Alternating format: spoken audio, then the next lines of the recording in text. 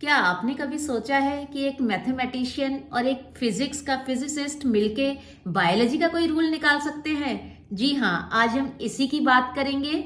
और ये जो रूल है, ये हार्डी वाइनबर्ग रूल के बारे में, इक्विलिब्रियम के बारे में हम पढ़ेंगे। Hello students, welcome back to my channel biology cell by Ruchi Lavania. आज का जो टॉपिक मैं आपको समझाऊंगी ये बहुत ही इम्पॉर्टेंट है, क्योंकि थोड़ा कॉम्प्लिकेटेड भी है। क्योंकि यहाँ पर आपको जो दिक्कत आती है वो ये आती है कि आपको उसके न्यूमेरिकल सॉल्व नहीं होते, प्लस जब लिखने में आता है तो आपकी बुक में बहुत कुछ हिडन चीजें हैं जो नहीं बताई गई हैं और आपको क्लैरिटी से लिख नहीं पाते हैं। तो मैं यहाँ दोनों ही चीजों को टेकअप करूंगी। तो चलो स्टार्ट करते हैं हम। हार्डी वाइनबर्ग प्रिंसिपल या इक्विलिब्रियम एक ही चीज है। ये चाहे तो आपका बच्चों केस बेस में आ सकता है या फिर आपका 2 मार्क्स और 3 मार्क्स में भी आ सकता है। मैं यहाँ आपको थ्योरी और न्यूमेरिकल्स दोनों ही चीजें बड़े अच्छे से क्लियर करूंगी। हाँ, लेकिन उससे पहले आप मेरे ये वाले लेक्चर्स लगाना बिल्कुल भी मत भूलिएगा, क्योंकि जो मैं हार्डी वाइनबर्ग प्रिंसिपल जब मैं समझाऊंगी तो आपको बीच बीच में ये टर्म्स बहुत काम में आएंगी, लाइक एलील, जीनोटाइप, और ये सब मैंने अपने लेक्चर्स में बहुत अच्छे से दे रखी हैं। इनका लिंक मैं आपको डिस्क्रिप्शन में प्रोवाइड कर दूंगी, नहीं तो आप एक बार मेरे चैनल पे जाइए, वहां विजिट करिए। आपको हमारे चैनल की सबसे बड़ी खासियत बच्चों कि आपको एक ही टॉपिक बड़े अलग अलग वेराइटी ऑफ लेक्चर्स के थ्रू मैं समझाती हूँ। कभी डिस्कशन के थ्रू समझाती हूँ, कभी क्लासरूम लेक्चर्स के थ्रू, कभी डिटेल, कभी न्यूमेरिकल्स, कभी आपको इस तरह से समझाया जाता है कि आपके अगर सपोज केस बेस आ गया या आपके एमसीक्यू आ गया या वही क्वेश्चन आंसर लॉन्ग आ गया तो कैसे करना है। हार्डी वाइनबर्ग प्रिंसिपल को समझने के लिए हम स्टार्टिंग करेंगे डार्विन से। चार्ल्स डार्विन ने बताया था कि जो कैरेक्टर्स आते हैं ऑफस्प्रिंग से वो अपने पेरेंट्स के ब्लेंडेड वर्जन होते हैं। लेकिन जब जेनेटिक्स की स्टार्टिंग हुई तो मेंडल ने काम किया जेनेटिक्स पे, हालांकि उसके काम को बहुत नोटिस नहीं किया गया। तो उन्होंने बताया कि जो कैरेक्टर्स होते हैं वो ब्लेंडेड वर्जन नहीं होते हैं। इसके बाद बैटसन एंड पुन्नेट ने पुन्नेट स्क्वायर टेस्ट निकाला, जिससे कि उन्होंने पुन्नेट स्क्वायर में, आपको पता है ना, फ्रीक्वेंसीज वगैरह निकाली जाती हैं आपको कि F2 जनरेशन में या F1 जनरेशन में सारे डोमिनेंट होंगे, होमोजाइगस डोमिनेंट, हेट्रोजाइगस, यानी कि वो जीनोटाइप को निकालने के लिए किया जाता है पुन्नेट स्क्वायर टेस्ट। तो जब पुन्नेट अपना लेक्चर दे रहे थे तो किसी स्टूडेंट ने उनसे पूछा कि सर, जब रिसेसिव एलील इतने कम आते हैं तो वो अल्टीमेटली पॉपुलेशन में से निकल क्यों नहीं जाते? क्योंकि वो बहुत ही रिसेसिव एलील के आने की फ्रीक्वेंसी तो बहुत ही कम होती है। आपको पता है ना, F2 जनरेशन में क्या बैठता है, 9:3:3:1, यानी कि 16 में से 1 आ रहा है। अब बिकॉज साइंटिस्ट थे, आंसर तो निकालना ही था, वो जाते हैं अब अपने दोस्त के।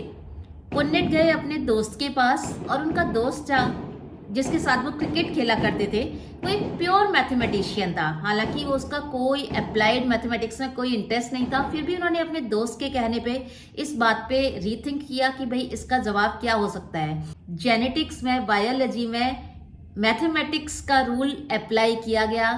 a+b का whole square is equal to a² + b² + 2ab, और उससे इस कंक्लूजन पे पहुंचे कि अगर हमें किसी भी पॉपुलेशन में फ्रीक्वेंसीज को देखना है तो ऐसा कभी भी नहीं हो सकता कि वो उसमें से बिल्कुल ही वैनिश हो जाएंगी। तो इसीलिए हार्डी ने बताया कि अगर हम P डोमिनेंट एलील की फ्रीक्वेंसी लें और Q रिसेसिव एलील की फ्रीक्वेंसी लें तो वो P + Q is equal to always unit होगा, एक 1 होगा, और उनके जो इंडिविजुअल्स की फ्रीक्वेंसी आएंगी जो जीनोटाइप की, वो आपका P + Q × P + Q होंगी, और जो कि आपका बनेगा P + Q का होल स्क्वायर। तो यहाँ आपकी एल्जेब्रिक आइडेंटिटी यूज हो जाएगी। सबसे पहले तो जो हार्डी वाइनबर्ग लॉ है वो आपका सिर्फ एक पॉपुलेशन में आपके फ्रीक्वेंसीज को बताता है। और सबसे पहले तो वो ये कहता है कि जितने भी एलील हैं उनकी फ्रीक्वेंसीज का जो सम है वो हमेशा कांस्टेंट रहता है जनरेशन टू जनरेशन।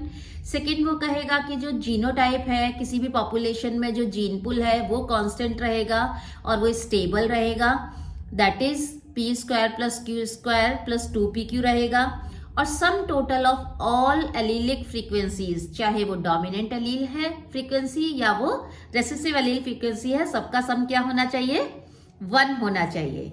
तो ये 3 जो रूल है इनके अंडर में ही हमें सारे न्यूमेरिकल सॉल्व करने होते हैं। या तो हमारा कोई भी न्यूमेरिकल p + q = 1 से निकलता है।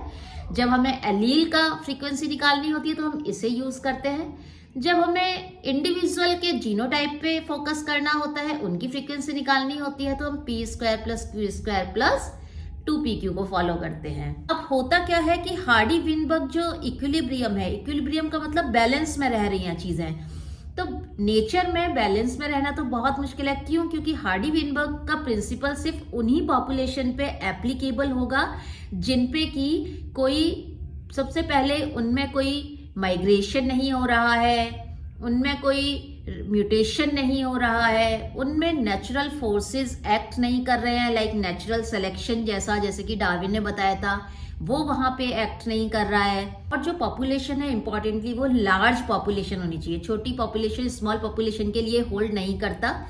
क्यों नहीं करता? ये बहुत पहले PYQ में आ चुका है, क्योंकि स्मॉल पॉपुलेशन में जेनेटिक ड्रिफ्ट के लिए बहुत ज्यादा प्रोबेबिलिटीज होती हैं। मतलब स्मॉल पॉपुलेशन होगी तो जेनेटिक ड्रिफ्ट होगा ही होगा। तो अब भाई जब सिचुएशन ऐसी है तो क्या आपको नहीं लगता कि ये बहुत ही अनरियलिस्टिक सिचुएशन है? ऐसी सिचुएशन तो मिलना नेचर में बहुत ही मुश्किल है, क्योंकि नेचर में तो हमेशा नेचर क्या करती है, नेचर तो इवॉल्व होती है, एवोल्यूशन होता है, ग्रेजुअल प्रोसेस है, उस पर नेचुरल फोर्सेस हमेशा काम करेंगे। ऐसा भी नहीं हो सकता कि कोई माइग्रेशन ना हो, राइट? तो फिर हार्डी-विनबर्ग को क्यों पढ़ा जाता है बच्चे? इसलिए पढ़ा जाता है क्योंकि अगर सपोज किसी को आप इमेजिन करिए कि अगर एक पेरेंट्स हैं और उनको पॉसिबिलिटी है कि उनके सिस्टिक फाइब्रोसिस, उनको जो डिजीज है वो होती है, तो वो अपने आने वाली जनरेशन में सिस्टिक फाइब्रोसिस के कितने चांसेस होंगे, कितना डिविएट करेगा, उसकी प्रोबेबिलिटी और उसकी कैलकुलेशन के लिए हम हार्डी-विनबर्ग इक्विलिब्रियम को यूज करते हैं कि अगर ये माना जाए कि कोई भी नेचुरल फोर्स एक्ट नहीं करेगा तो ये कितनी प्रोबेबिलिटी होगी कि सिस्टिक फाइब्रोसिस आगे वाली जनरेशन में आएगा। साथ ही एक कंपैरेटिव फ्रेम तैयार होता है हार्डी-विनबर्ग प्रिंसिपल को यूज करके कि अगर इवोल्यूशन होगा तो किस तरह से पॉपुलेशंस को इम्पैक्ट डालेगा, उन पे क्या क्या प्रभाव डालेगा, और वो पॉपुलेशंस का जो इवोल्यूशन है वो किस डायरेक्शन में होगा। तो इसलिए भी हम हार्डी-विनबर्ग इक्विलिब्रियम को इवोल्यूशन में पढ़ना जरूरी हो जाता है। तो आइए अब फटाफट से, क्योंकि मैंने आपको कहा था कि आपको साथ में न्यूमेरिकल्स करवाऊंगी, तो थ्योरी तो हो गई, अब हम न्यूमेरिकल्स पे गौर करते हैं। फर्स्ट न्यूमेरिकल मैं यहाँ पे ले रही हूँ, a population of cat can be either black or white. The black allele capital B has complete dominance over the white allele small b।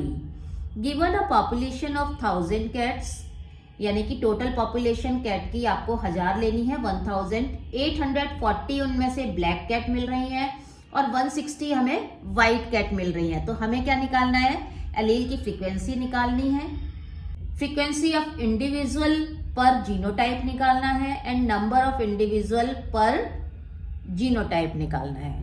तो सभी बच्चों हम यहाँ पे क्या करेंगे, हमें जो हिंट दिया गया है यहाँ पे हम देखेंगे हमारे पास टोटल पॉपुलेशन का नंबर दे रखा है, कितनी है हमारे पास, ये दे रखा है कि हमारे पास डोमिनेंट कितने हैं टोटल और रेसेसिव कितने हैं टोटल।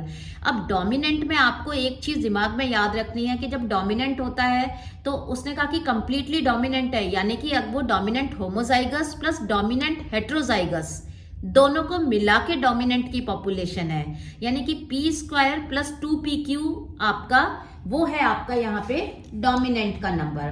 तो इसलिए हम यहाँ पे पहले डोमिनेंट से स्टार्ट नहीं करेंगे, क्योंकि हमें यह नहीं मालूम है कि जो डोमिनेंट है कैट्स वो p² है या 2pq है। तो हम क्या करेंगे बच्चों, सबसे पहले हम यहाँ पे रेसेसिव की पॉपुलेशन से स्टार्टिंग करेंगे। टोटल 1000 की जनरेशन है कैट की, 160 कैट है, वो व्हाइट है, वो प्योर रेसेसिव है, क्योंकि रेसेसिव तो स्मॉल ए जाएगा तभी रेसेसिव होगा ना, या स्मॉल बी कैप, अगर बी को ब्लैक कलर को मानते हैं तो स्मॉल बी वही रेसेसिव होगा। तो यानी कि आपका उसकी फ्रीक्वेंसी कितनी हो गई कि टोटल जितने भी रेसेसिव इंडिविजुअल्स हैं अपॉन टोटल इंडिविजुअल्स, यानी कि आप क्या करेंगे 160 को डिवाइड कर देंगे 1000 से और आपकी जो फ्रीक्वेंसी आ जाएगी वो स्मॉल ए की आ जाएगी आपकी 0.16। यहां पे गलती करते हैं आपको 1 में से कभी भी 0.16 नहीं घटाना है बच्चों, क्योंकि आपने जो निकाला है 0.16 वो क्या है इंडिविजुअल्स का नंबर है, वो आपका जीनोटाइप है। इतने जीन को लिए हुए आपकी जो रिसेसिव कैट है वो है। जब इतनी आपको व्हाइट कैट मिलेंगी तो ये क्या हुआ बच्चों, क्या ये आपका क्यू है या क्यू स्क्वायर है? यहाँ पे आप गलती करते हैं, ये आपका क्यू स्क्वायर है ना कि क्यू है, क्योंकि क्यू स्क्वायर का मतलब हमने इंडिविजुअल की बात कर रहे हैं, कैट की बात कर रहे हैं, तो ये क्यू स्क्वायर की बात कर रहे हैं।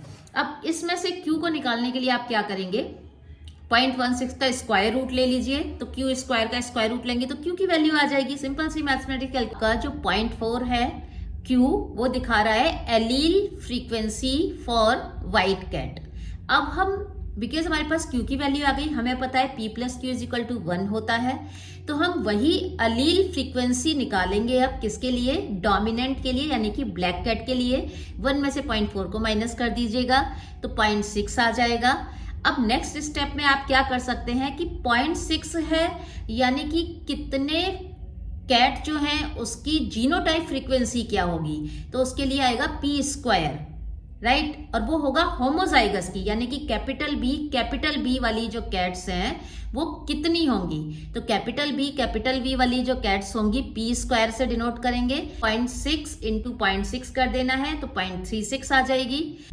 जब आप P प्लस क्यू 1 वाली इक्वेशन पे जाते हैं और आपका 1 से कम वैल्यू आ रही है, 1 से कम ही आएगी, इसका ये ट्रिक है, हमेशा याद रखिएगा। P की वैल्यू 1 से कम आएगी और Q की वैल्यू भी 1 से कम आएगी, यानी कि डिजिट के आगे हमेशा पहले पॉइंट से शुरुआत होगी, 0 पॉइंट। अगर आपकी नहीं आ रही है तो आप कुछ गड़बड़ कर रहे हैं कैलकुलेशन में, या मैंने आपको आपकी ट्रिक भी बता दी है करते करते। हेट्रोजाइगस के लिए आपको क्या करना पड़ेगा, 2 इंटू पी इंटू क्यू, तो ये आपका हो जाएगा 0.48। अब क्योंकि आपको 1 में से कितना मिल रहा है बच्चों, 0.36 होमोजाइगस ब्लैक कैट, तो पॉपुलेशन कितनी है, अगेन क्वेश्चन को ध्यान से पढ़िए, पॉपुलेशन है 1000 की, तो 1000 में से कितना मिलेगा, जब 1 में से 0.36 मिल रहा है तो आपको 1000 में से मिलेगा 360 कैट जो कि होंगी होमोजाइगस। हेट्रोजाइगस कितनी होंगी, हेट्रोजाइगस आपको कितना मिल रहा है, 0.48 मिल रहा है, तो आपको 1 में से 0.48 वैल्यू आ रही है, तो 1000 में से कितनी आएगी, तो 1000 का मल्टीप्लाई कर दीजिए 0.48 में, सिंपल सी कैलकुलेशन है, तो आपका आ जाएगा 480 हेट्रोजाइगस कैट्स। क्वेश्चन हम टेक ऑन करते हैं कि हमने एक पॉपुलेशन की सैंपलिंग की है जिसमें से हमारे जो होमोजाइगस रेसेसिव जीनोटाइप जो कि स्मॉल ए है वो 36% है, और आपका 36% को यूज करते हुए हमें ये चीजें निकालनी है। पहला निकालना है फ्रीक्वेंसी ऑफ जो स्मॉल ए जीनोटाइप है, यहाँ पे frequency of small A allele, अब ये भी निकालनी है। Frequency of capital A allele, capital A मतलब आपका डोमिनेंट अलील की फ्रीक्वेंसी निकालनी है। फ्रीक्वेंसी ऑफ द जीनोटाइप, यानी कि आपको होमोजाइगस और हेट्रोजाइगस डोमिनेंट दोनों का फ्रीक्वेंसी निकालनी है, और frequency of the 2 possible phenotypes of A, possible phenotypes of A completely dominant over A, यानी कि आपको कैपिटल ए की वैल्यू निकालनी है और कैपिटल ए स्मॉल ए की वैल्यू निकालनी है। सिंपल सा फॉर्मूला याद रखना है हमें बेसिक, या तो हम दो ही तरीके से करते हैं, या तो हम P plus Q is equal to 1 use करेंगे, या फिर P square plus Q square plus 2PQ is equal to 1 use करेंगे। तो यहाँ पे हमको क्या करना है, बिकॉज हमें यहाँ पे क्वेश्चन में दे रखा है, आपको देखिए कि आपको गिवन क्या है। हमें यहाँ क्वेश्चन में क्या गिवन है बच्चों, हमें यहाँ क्वेश्चन में परसेंटेज की फॉर्म में दे रखा है, यानी कि पॉपुलेशन ओरिजिनली वो मान रहा है कि 100 है, देखिए स्मॉल ए की वैल्यू 36% है, इसका मतलब किसकी वैल्यू 36% है, क्यू स्क्वायर की वैल्यू 36% है, ठीक है। यानी कि क्यू स्क्वायर जब आपका 36% में है तो उसे आप 1 में से निकाल लीजिए, तो यूनिट में कितना होगा, वो 0.36 होगा।